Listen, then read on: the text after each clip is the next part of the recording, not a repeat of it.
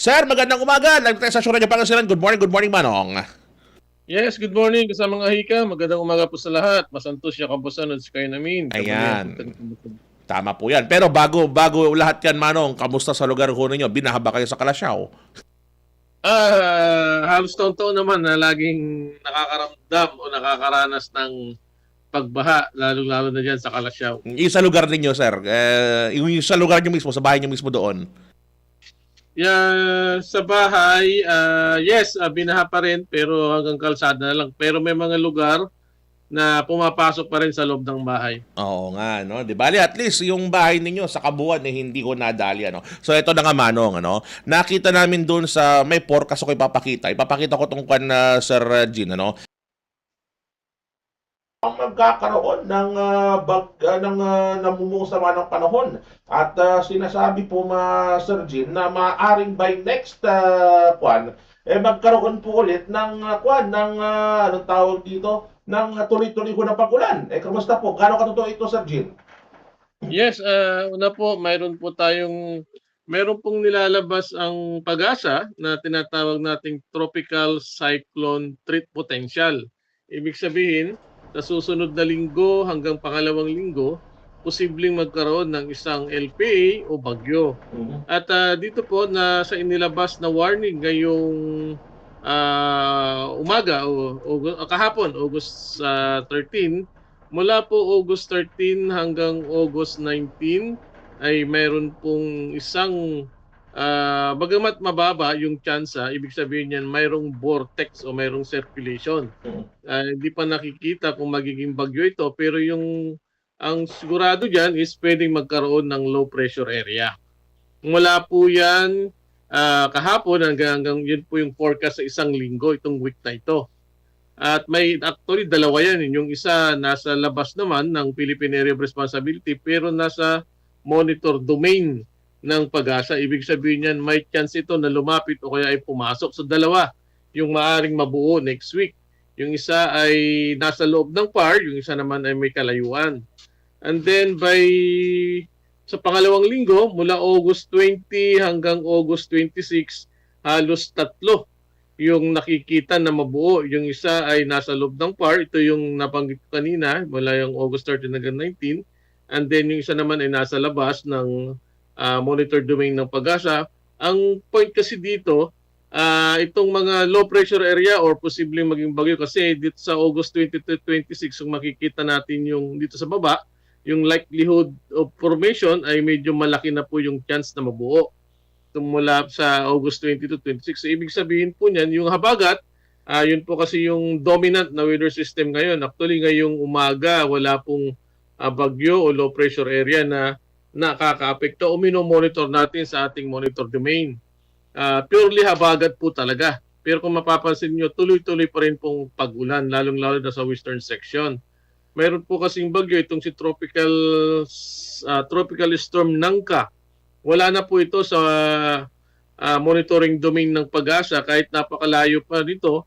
Mayroon pa rin siyang hatak dito sa habagat kaya po tuloy-tuloy pa rin po yung pag-ulan. So how much more kung mas malapit yung system na o yung LPA o bagyo lalo na pag nasa loob ng PAR o nasa monitoring domain. So mula po ngayong week hanggang next week may mga nakikita tayo na maaring mabuo. So, ibig sabihin yan, magpapatuloy pa rin po yung paghahatak ng habagat. So, ibig sabihin, makakaasa pa rin, magkakaroon pa rin po tayo ng mga pag-ulan. So, sir, it will be safe to assume na magiging maulan hanggang third week, hanggang dulo ng buwan ng Agosto, sir. Kung magtutuloy-tuloy itong pinapakita po ngayon, kasi nga po ito ay potential. Hindi pa naman sinasabi kung totoong mabubuo ito. Yes, hanggang katapusan ng August, maaring magtutuloy-tuloy yung paghatak sa habagat. Sige, sir, i-chapwera muna natin yung August, yung long range model forecast natin. Yung third week na lang ng August, sir, sure ball na yon na magiging maulan pa ulit, sir, ano? Yes, kasi halos tatlong weather system yung potential na mabuo. May ding LPA o pwedeng maging bagyo. So, tuloy-tuloy pa rin po yung paghatak sa habagat. Yun. So either way, sir, kahit low pressure yan, may kakayahan na yung humila ng habagat po natin. Opo. Totoo po Nako, yan. pambihira naman yan. So, dire-diretso po, ano? Sir, sa forecast natin, sabi na natin, may araw ba na kahit papaano makakasilip ng mabuti itong si Haring Araw para makapaglaba by next week? Sa western side po ng ating bansa, Ilocos Region, kasama na Pangasinan hanggang sa may Palawan, may Maropa, may nakatutok po talaga na makakapal na kaulapan. Mm-mm. Epekto po yan ng habagat. Pero dito naman po sa eastern side, medyo wala naman masyadong mga kaulapan. So, tuloy-tuloy na yung magandang panahon sa eastern side. Talagang ang western side, yung nakikita natin na magpapatuloy pa rin po yung mga kaulapan. Maaring sumikat ang araw pero panandalian lamang kasi nga po mabilis yung paggalaw ng kaulapan. Ganyan po talagang habagat. Minsan pa napapakita na yung araw, umiinit na, tapos bigla na naman maya-maya ay nagkakaroon ng mga pagulan. Tama Yan po yung yun. characteristic ng habagat. Tama po yun. Ano? So kaya, ito, noting that Pangasinan is on the western side of the Philippines. So hindi natin aasahan na magtatagal yung silip-silip ni Haring Araw. Opo, saka i-monitor din po natin yung high tide. Mm-mm. Kasi malaking bagay yun, almost 0.5 to 1 meter yung tataas. Ngayong alas 9:48, doon sa hydro forecast nilabas ng opisina ni Sir Greg De Vera, Mm-mm. may pinakita po doon na magkakaroon ng high tide ngayong 9:48 at 0.8 meters. So medyo may kataasan po ito. Ayun. So medyo sir, anong tawag dito, sir? Kung sakasakali yung mga nakikinig sa atin galing sa mga flooded areas, yung iba kasi baka nagbababa na ng tubig ngayon, baka nagbababa na ng mga gamit ngayon. So anong mungkahi, sir? Wag mo na nila ibaba yung mga gamit nila. Monitor lang ulit. Ayan lang muna natin kasi kailangan alam din natin ng mga kababayan natin, lalong-lalo na yung mga MDRMC, alam din nila kung kailan yung itong mga high tide kasi malaking bagay din na updated sila para maabisuhan nila yung mga kababayan natin o yung mga nasasakupan nila na ganitong oras magkakaroon ng ganitong, dapat ay monitor nila kung 1 meter ba gaano kataas ang tataas sa ating lugar kasi hindi naman pare-parehas yung epekto bawat lugar. Kailangan lang updated po tayo. Tama po yun. Sir, doon sa may forecast natin for next week o by third week ng August, sir, may estimated na ba o forecast na bang pag-asa kung ilan yung estimated na amount ng rainfall na pwedeng i-boast dahil nga dito sa tatlong, sabihin, panaka-naka o tatlong potential na mabuo ng sama ng panahon? Mayroon tayong climate forecast tungkol diyan, kaya lang iba pa rin po kasi yung sa experience ko bilang weather forecaster, malaki kasi yung pagkakaiba sa actual at hindi po pare-parehas yung binabagsak na ulan. Maring sa iba tuloy-tuloy, yung iba naman halos walang ulan o konti lang. So pag sinabi mong ganito karami, baka mabigla yung mga baka inaakala nila buong lugar o buong Pangasinan o buong Northern Luzon ay makaka-apekto po ng ganito. Pero So, in general, sir, yung in general, sir, mga ilan ang ibubuhos niya? Sa 24-hour forecast kasi 50 to 100 lang yung safe na pwede nating sabihin sa ngayon. Ayun. Pero inevitable talagang uulanin tayo, no? Ay. Yes, kasi habagat po. Oo, tama. Sir, itong tanong ng karamihan, hanggang kailan tong kalbaryo nila? Well, ang August kasi isa yan sa peak ng habagat. And then nagkakaroon pa ng formation ng mga weather system kaya magtutuloy-tuloy pa rin po yan. Pero pagdating po ng September, mga hanggang katapusan ng September, dyan na mag-uumpisa ng magaganda na yung panahon kasi unang-una ay mag-start na magpaparamdam ang amihan. So malaking epekto na yan sa mga system. Ibig sabihin may hirapan na silang mabuo. At kung mabuo man, ay malapit na sa equator. Tama po yun. Sir, ito alam naman na natin yung sagot dito, ano? Pero para mas maintindihan ng mga ka-action natin, mas maganda siguro na maulit natin yung explanation dito, Sir Jean, ano? El Nino naman daw. Pero bakit ang daming bagyo pa rin? At mukhang mas matindi pa yata ngayong panahon ng El Nino, itong mga pag-ulan natin. Yes, tama po yun. Maraming salamat. Magandang tanong yan. Ang El Nino po kasi sa Pacific Ocean, sa gitna ng Pacific Ocean. So, tumutukoy ito sa pag-init ng temperatura sa gitna ng Pacific Ocean.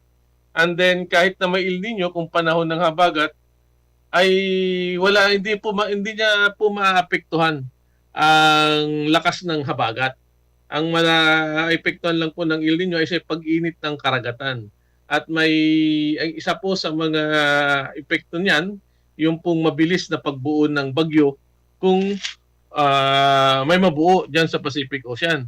So gaya po ng naranasan natin ngayon, halos napapalibutan tayo ng mga weather system no napapalibutan tayo ng mga bagyo. So yun ang mahirap sa El Nino. Once na may bagyo, mabilis ang paglakas nito.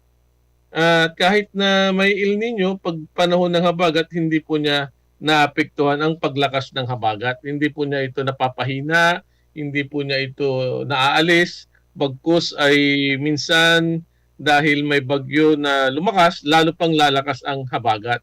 So walang kinalaman ang El Nino sa paghina ng habagat. Tuloy-tuloy pa rin po yan. Sa August, July, pinaka-peak ng habagat yan, magtutuloy pa rin po yan. Whether may El Nino o may La Nina, tuloy-tuloy pa rin po ang habagat. Pero napansin natin, Manong Jin, parang mas marami yatang nagkakaroon ng activities o pamumuo ng sama ng panahon sa Pacific kapag El Nino period, ano? Opo, gaya ng nabanggit kanina, tumutukoy kasi yan sa pag-init ng karagatan. Tama. Isa sa mga nagpapabilis na o nagpapalakas ng mga LPA o bagyo dahil mainit ang dagat, mabilis ang pag-intensify.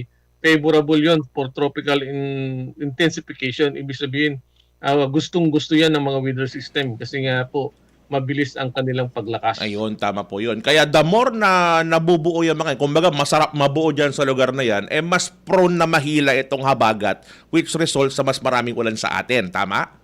Tama po yan, Ayun. tama po yan. Once na nagkaroon na ng system, haatakin niya na yung habagat. So, enhance na yung habagat natin. Mabilis na yung paggalaw ng kaulapan, mabilis na yung pagbuo ng kaulapan.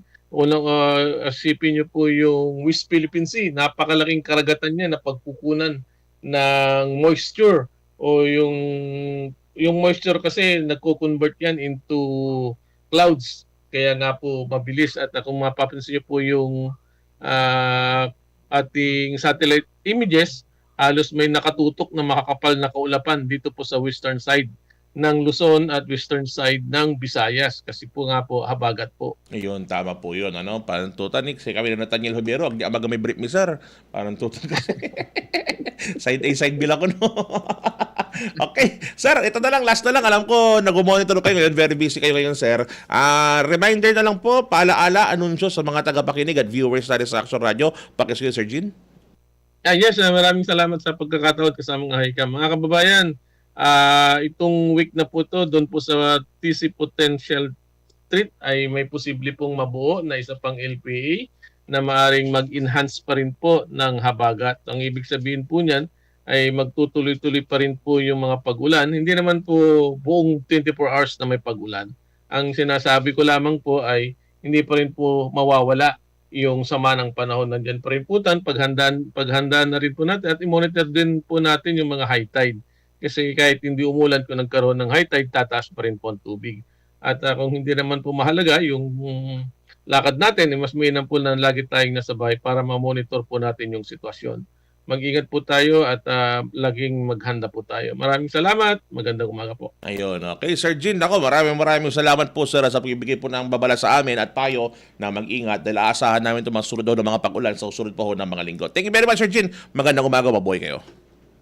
Okay, yan po mga kaibigan, mga aksyon ng panayam ho natin, no? Kay Sir Jean Kitlong ng Pag-asa regarding nga ho riyan ay pambihira. Sureball! Aksyon na tayo.